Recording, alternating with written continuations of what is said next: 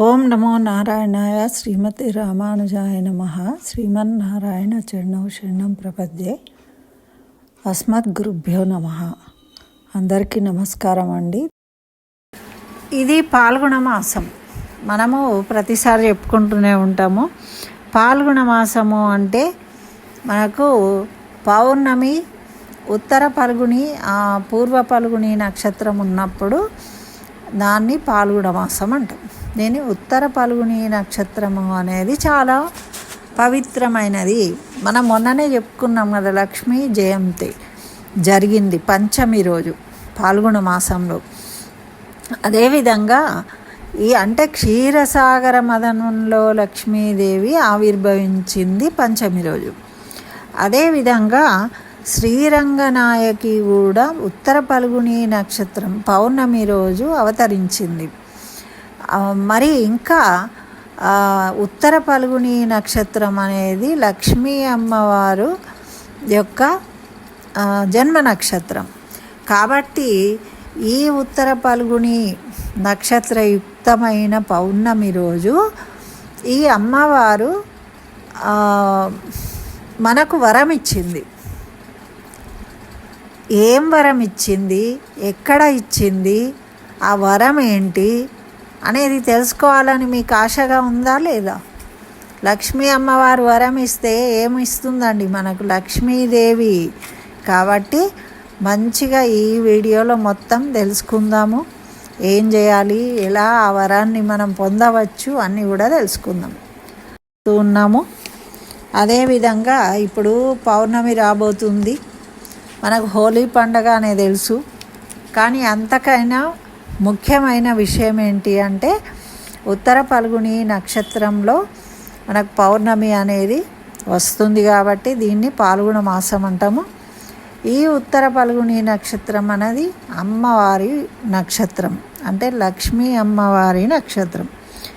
దీనికి సంబంధించి మనకు పురాణ ఇతిహాసాలు చాలా ఉన్నాయి. వాటిని ఇప్పుడు మనం తెలుసుకుందాం. పల్గుని నక్షత్రేణ యుక్త పౌర్ణమాసి పాల్గుని సాస్మిన్నిత పాల్గుణ. అంటే ఈ మాసంలో ఉత్తర పల్గుని నక్షత్రంతో కూడిన పూర్ణిమ గల మాసం అయితే దీన్ని పాల్గొన మాసము అంటున్నాము అని చెప్తూ ఉన్నారు. మరి ఈ మాసంలో ఉన్న ప్రత్యేకత ఏమిటి?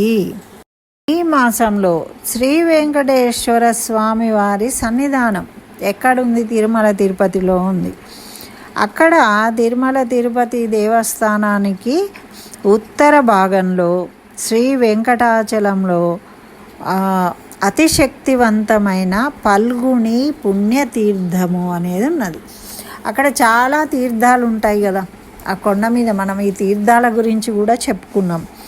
అలాగే అక్కడ ఒకటి ఉత్తర భాగంలో ఉత్తర దిక్కు కుబేరుడు ఉంటాడు, అంటే లక్ష్మీదేవి కూడా అటే. కాబట్టి అక్కడ ఉత్తర పల్గుని తీర్థము అనే ఒక పుణ్యతీర్థం ఉందట. దాని వైభవాన్ని ఇప్పుడు తెలుసుకుందాం. ఎందుకు అంటే ఇది పాల్గొన మాసం కాబట్టి. ఉత్తర పాల్గొని నక్షత్రంతో కూడిన పాల్గొన పూర్ణిమలో నియమపూర్వకంగా ఈ తీర్థ స్నానం చేస్తే గనుక వారి గృహాలందు పరమ ప్రీతురాలై లక్ష్మీదేవి సర్వ కోరికలను నెరవేరుస్తూ నివసిస్తూ ఉంటుందట. ఎల్లప్పుడూ ఉంటుందట అక్కడనే.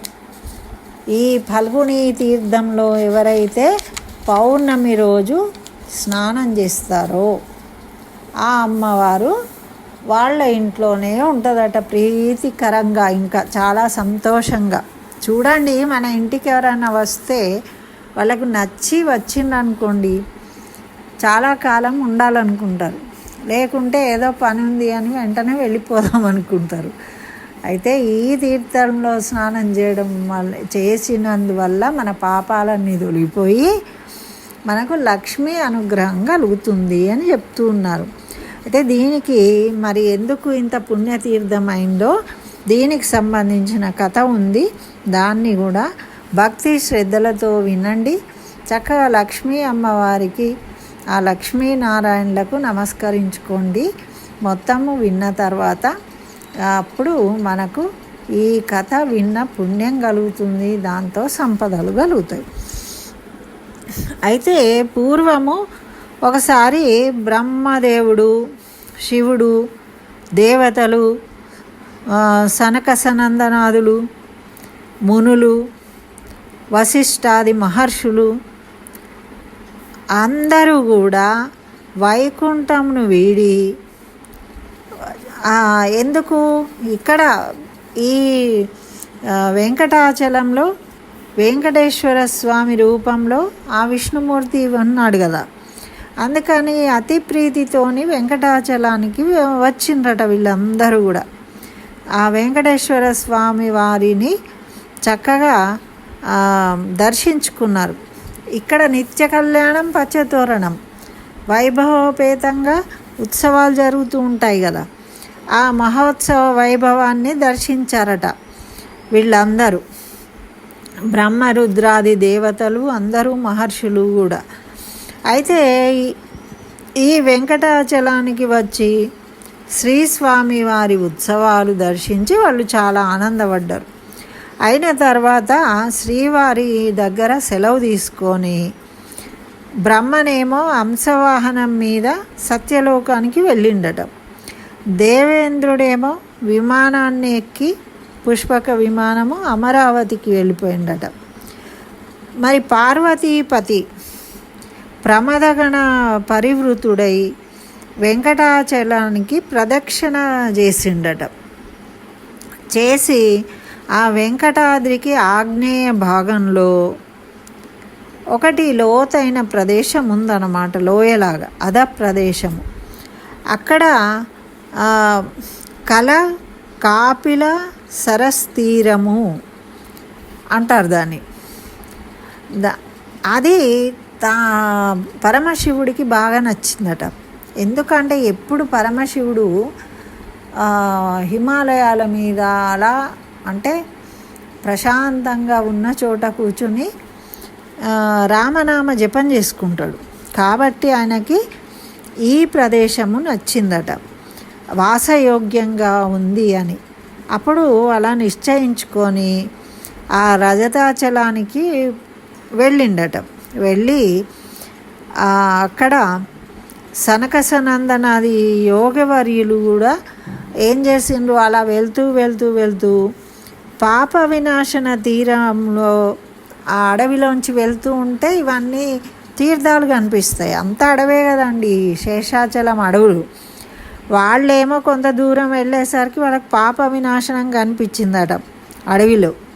వాళ్ళు అతి ప్రీతి కలవారై అక్కడ నివాసం ఏర్పరచుకొని తపస్సు చేసుకుంటున్నారట.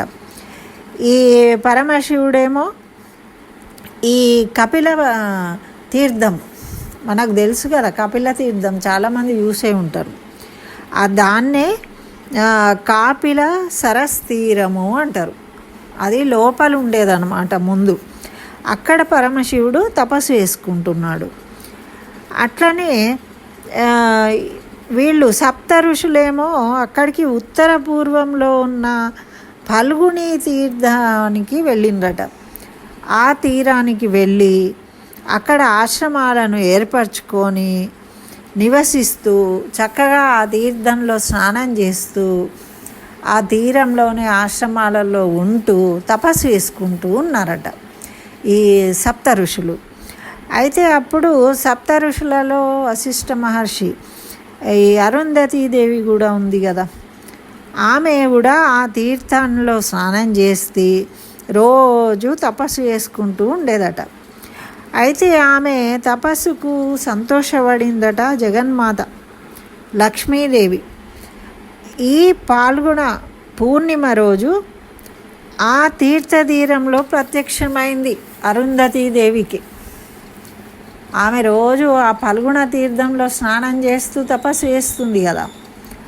అయితే ఈ పాల్గొన మాసము పౌర్ణమి, ఉత్తర పల్గుని నక్షత్రంలో పల్గుణ తీరంలో అరుంధతీదేవి తపస్సు చేస్తుంటే ఆమెకు ప్రత్యక్షమైందనమాట.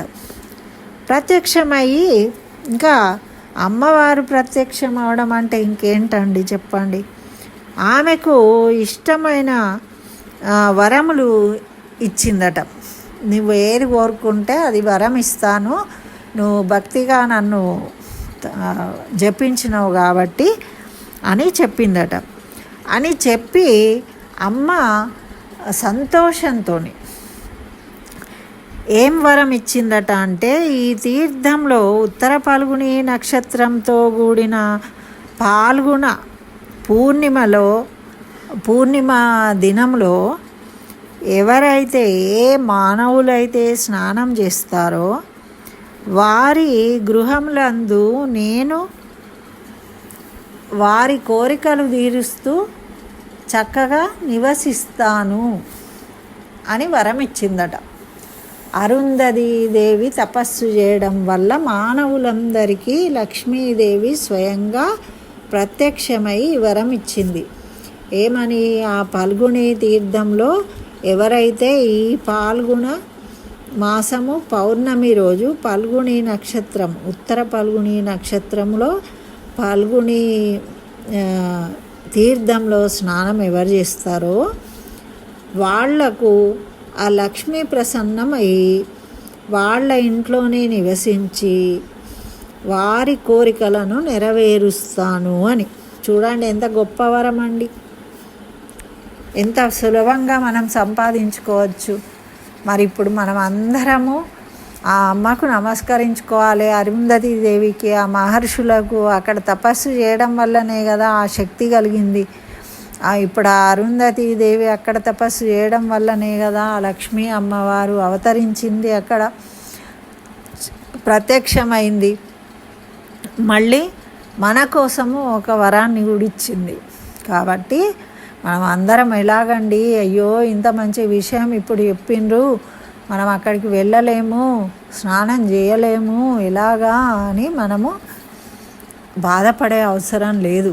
మనకు కోరిక ఉండి తెలుసుకోవడం వల్ల, దాన్ని స్మరించుకోవడం వల్ల మనకు చెప్తారు కార్తీక మాసంలో మాఘమాసంలో గంగా స్నానం చేయాలి మంచిది అని.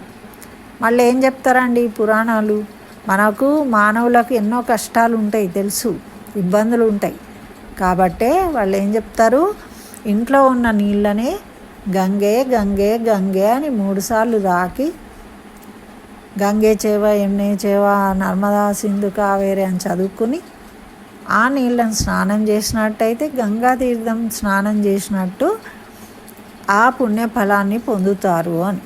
అదేవిధంగా మనం ఈ పౌర్ణమి రోజు చక్కగా స్నానం చేసేటప్పుడు ఆ పాల్గొని తీర్థాన్ని, ఈ కథను స్మరించుకొని ఆ అరుంధతి సప్త ఋషులను అందరినీ తలుచుకొని మన ఇంట్లో ఉన్న నీళ్లను ముట్టుకోవడం వల్ల మనము ఆ పాల్గొని తీర్థంలో స్నానం చేసిన వారం అవుతాము.